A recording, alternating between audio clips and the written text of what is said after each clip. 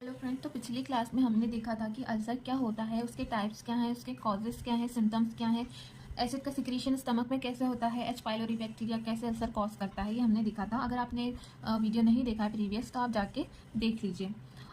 आज की वीडियो में हम क्लासिफिकेशन को डिटेल में पढ़ेंगे। तो एंटी अल्सर ड्रग में सबसे पहले एसिड सिक्रीशन इनहिबिटर हम देते हैं, जो कि एसिड का सिक्रीशन इनहिबिट करते हैं स्टमक में। तो इसमें सबसे पहले H2 antihistamine, anticholinergic, proton pump inhibitor आएंगी, और गैस्ट्रिक एसिड न्यूट्रलाइजर हम देंगे जो कि एसिडिटी को न्यूट्रलाइज करें। तो अब हम देखते हैं H2 antihistamine. H2 antihistamine drug में कौन कौन सी ड्रग्स आएंगी? Cimetidine, ranitidine, famotidine. तो ये क्या है? ये ब्लॉक कर देंगे रिसेप्टर। तो histamine H2 receptor is present on parietal cell and secrete HCl। H2 blocker are competitive antagonist. ठीक है, अब कॉम्पिटेटिव एंटागोनिस्ट क्या होता है? कॉम्पिटेटिव एंटागोनिस्ट जो होते हैं वो जो रिसेप्टर है उस पर बाइंड हो जाते हैं और एक्टिविटी रोक देते हैं। नो एक्टिवेशन नहीं होगा, एसिड सिक्रीशन नहीं होगा। तो ये H2 रिसेप्टर है, ठीक है, और ये हिस्टामिन है। हिस्टामिन जब एगोनिस्ट जब रिसेप्टर पे बाइंड होता है तो एक्टिविटी शो होती है। एंटागोनिस्ट जब बाइंड होता है रिसेप्टर पे तो एक्टिविटी रुक जाती है। तो हम एंटी हिस्टामिन में जो देंगे सिमेटिडिन, रेनिटिडिन, फोमेटिडिन, ये जाके रिसेप्टर को ब्लॉक कर देंगी और एक्टिविटी शो नहीं होगी, इसलिए इसको बोलते हैं कॉम्पिटेटिव एंटागोनिस्ट।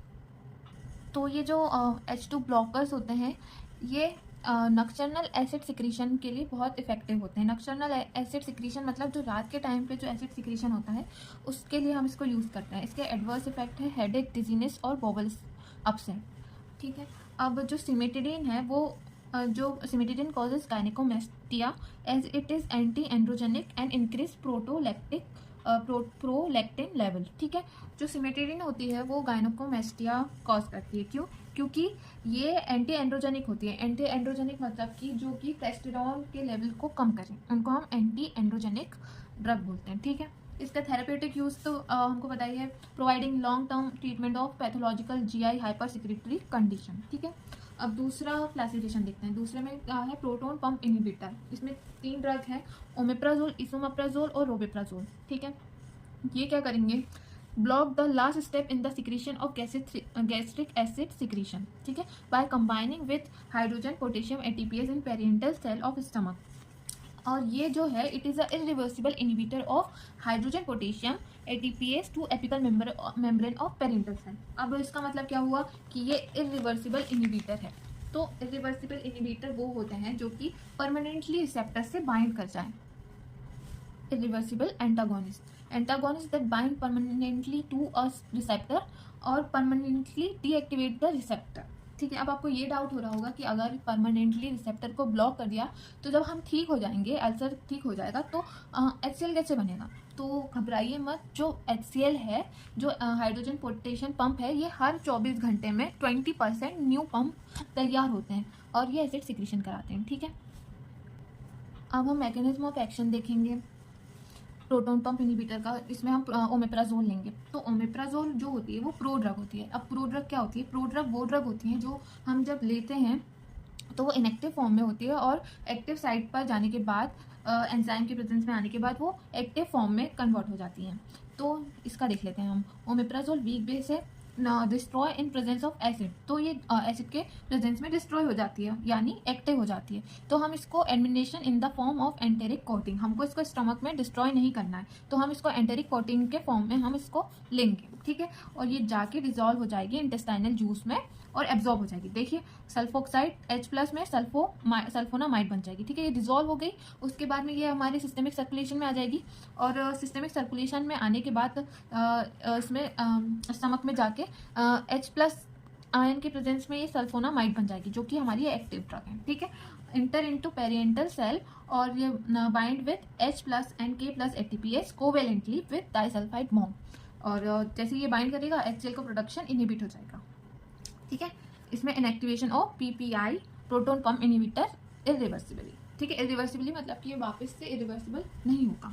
इसके एडवर्स इफेक्ट है हेपेटिक डिसफंक्शन, डिजीनेस और नोशिया।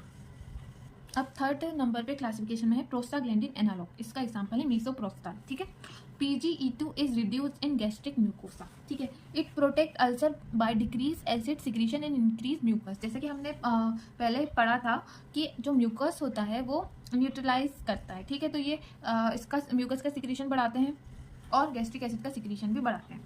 दे increase gastric release, increase mucus blood flow, ठीक है। PGE2 produce by gastric mucosa and inhibit acid secretion by inhibiting acid secretion और by inhibiting CMP and gastrin release. तो ये साथ ही साथ में CMP और गैस्ट्रिन को भी इनहिबिट करते हैं। तो हमको पता है कि CMP और गैस्ट्रिन का बहुत इंपॉर्टेंट रोल है एसिड सिक्रीशन में, वो जो कि प्रीवियस वीडियो में हमने देखा था। It is use in the peptic ulcer in patient using NSAIDs, ठीक है। NSAIDs ड्रग के कारण जो लॉन्ग टर्म में लेते हैं उनको जो अल्सर हो जाता है उसमें भी हम ये प्रोटॉन पंप इनहिबिटर देते हैं। इसके एडवर्स इफेक्ट देख लेते हैं। Diarrhoea, nausea, vomiting. It should not be given to patient who are either pregnant और may become pregnant because it may cause uterine contraction. तो इसका ये एक मेन साइड इफेक्ट है कि हम इसको प्रेग्नेंट लेडी को नहीं दे सकते, ठीक है, क्योंकि ये यूट्राइन कॉन्ट्रैक्शन कॉज करेगा जिससे कि अबॉर्शन हो सकता है, ठीक है। अब इसका यूज क्या है? ट्रीट गैस्ट्रो इंटेस्टिनल डैमेज, ठीक है।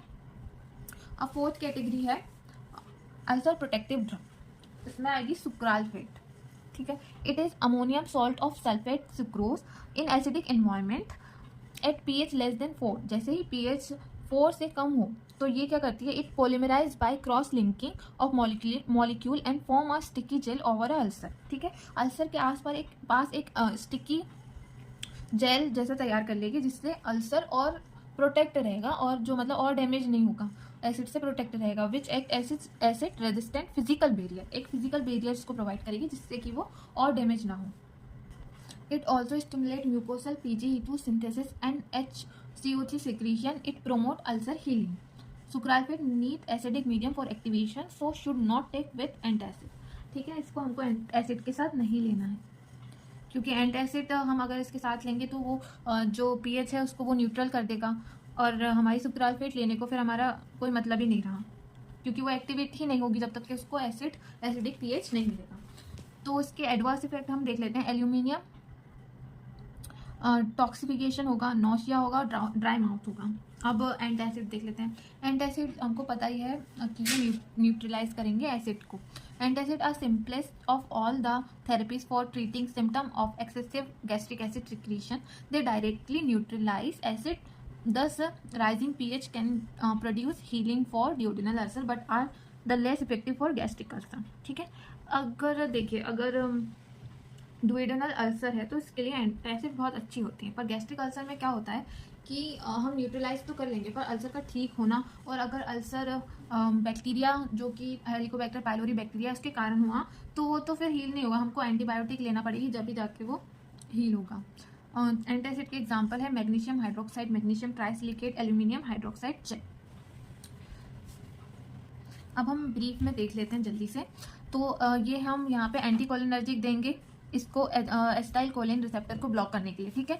और G सेल CC के रिसेप्टर गैस्ट्रिन को ब्लॉक करने के लिए हमने प्रोस्टाग्लैंडिन एनालॉग देंगे, और हिस्टामिन को ब्लॉक करने के लिए एंटीहिस्टामिनिक ड्रग देंगे। प्रोस्टाग्लैंडिन जो है ये क्या करेगा, ये हम देंगे तो ये क्या करेगा, CMP को इनहिबिट करेगा जिससे फिर से ATPase पंप हाइड्रोजन का सिक्रीशन नहीं होगा, जिससे HCl नहीं बनेगा, ठीक है। ये हमारी पेरेंटल सेल है। तो आज हमने देख लिया कि क्लासिफिकेशन एंटी अल्सर ड्रग का, और हमने इसको डिटेल में पढ़ लिया। Thank you.